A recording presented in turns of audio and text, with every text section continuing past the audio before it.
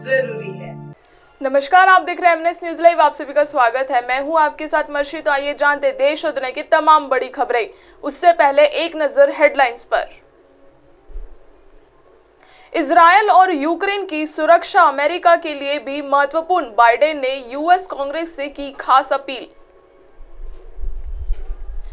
Gaza church परिसर में Israeli हमले में कई लोगों की हुई मौत और कई घायल, हमास ने दी जानकारी। पीएमओ ने बंदूक रखकर साइन करवाए हीरा नंदानी के हल माफे को टीएमसी सांसद महुआ मोइत्री ने बताया फर्जी। खबरों को जानते हैं विस्तार से। दरअसल इजरायल और यूक्रेन की सुरक्षा अमेरिका के लिए भी महत्वपूर्ण, बाइडेन ने यूएस कांग्रेस से की ये खास अपील। दरअसल इजरायल हमास युद्ध के बीच अमेरिका खुलकर इजरायल का साथ दे रहा है। अमेरिकी राष्ट्रपति जो बाइडेन ने शुरुआत से इजरायल के साथ अमेरिका के खड़े होने की बात कहते आए हैं और इसी के साथ युद्ध में मिसाइल और हथियार की मदद कर रहे हैं। इस बीच उन्होंने अब इजरायल की वित्तीय मदद करने की भी बात कही है। इसी के साथ बाइडेन ने यूक्रेन और वित्तीय मदद करने के लिए अमेरिकी कांग्रेस से अपील की है। बाइडेन ने घोषणा करते हुए कि अमेरिका नेतृत्व ही दुनिया को एक साथ रखता है। राष्ट्रपति जो बाइडेन ने आगे कहा कि हो सकता है कि ये संघर्ष बहुत देर तक चले, लेकिन हमें साथ देना होगा। बाइडेन ने कहा कि अमेरिका की राष्ट्रीय सुरक्षा के लिए मैं कांग्रेस से दोनों देशों के लिए अरबों डॉलर की सैन्य सहायता मांगूंगा।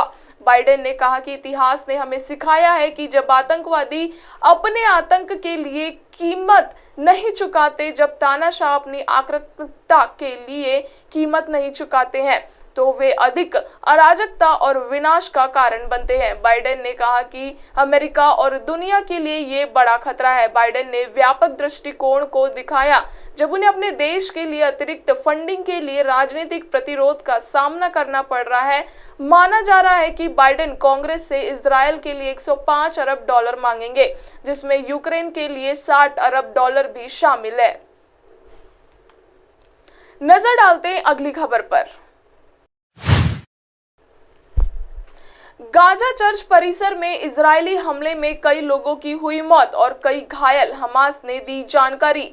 दरअसल इजरायल हमास के बीच बीते कई दिनों से लगातार युद्ध जारी है। बता दें कि दोनों के बीच आज युद्ध का 14वां दिन है। इस युद्ध में अब तक कुल 4900 लोगों की मौत हो चुकी है। गाजा में मानवीय संकट पैदा हो गया है। यहाँ लोगों को भोजन पानी के लिए बिजली तक नसीब नहीं हो रही है। 7 अक्टूबर से शुरू इस युद्ध में अब तक लगभग 4900 से ज्यादा लोगों की मौत हो चुकी है। हमास के हमलों में 1400 से ज्यादा इजरायली लोगों की मौत हो चुकी है। वहीं गाजा पट्टी में लगभग 3478 लोगों की मौत हो चुकी है। गाजा के चर्च में हुए हमले के बाद मंत्रालय ने बताया कि हमले में ग्रीक ऑर्थोडॉक्स चर्च के परिसर में बड़ी संख्या में लोग शहीद हुए हैं और कई लोग घायल भी हुए हैं।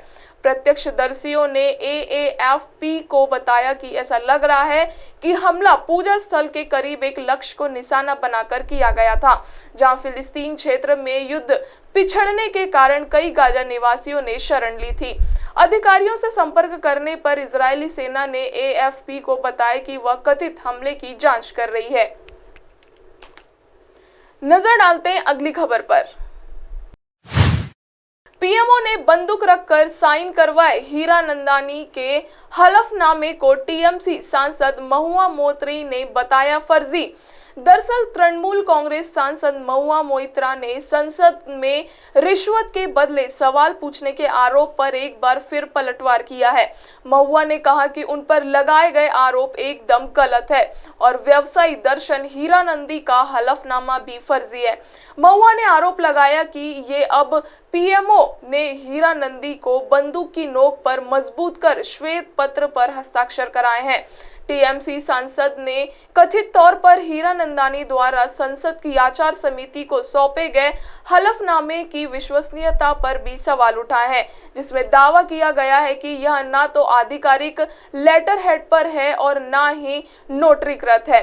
हलफनामे पर बोलते हुए महुआ ने कहा कि ये ना तो आधिकारिक लेटर हेड है और ना ही नोटरीकृत है। उन्होंने कहा कि भारत के बड़े और शिक्षित व्यापारियों में से एक हीरा नंदानी किसी श्वेत पत्र पर इस तरह के पत्र पर हस्ताक्षर क्यों करेंगे जब तक किसी ऐसे करने के लिए उसके सिर पर बंदूक नहीं रखी गई हो। बता दें कि एक दिन पहले दिग्गज व्यापारी हीरानंदानी ने चिट्ठी लिख महुआ मोइत्रा पर गंभीर आरोप लगाए थे। हीरानंदानी ने कहा कि उनके पास महुआ मोइत्रा का लोकसभा का ईमेल एक्सेस था, जिससे वो खुद ही अदानी के खिलाफ सवाल डाल देते थे। उन्होंने आरोप लगाया कि महुआ ने अदानी पर आरोप लगाए गए ताकि वो पीएम मोदी की छवि खराब कर सके। हीरानंदानी ने इस पर अपने हस्ताक्षर के साथ एक हलफनामा भी जारी किया है। अब आप हमारे चैनल को आपके मोबाइल पर भी देख सकते हैं। मोबाइल में देखने के लिए प्ले स्टोर से MNS news TV app download करें।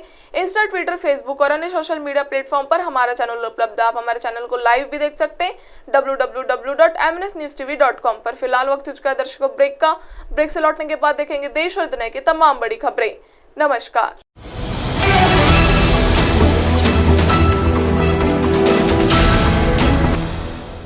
ये है एमएनएस न्यूज नेटवर्क और आप देख रहे हैं एमएनएस न्यूज।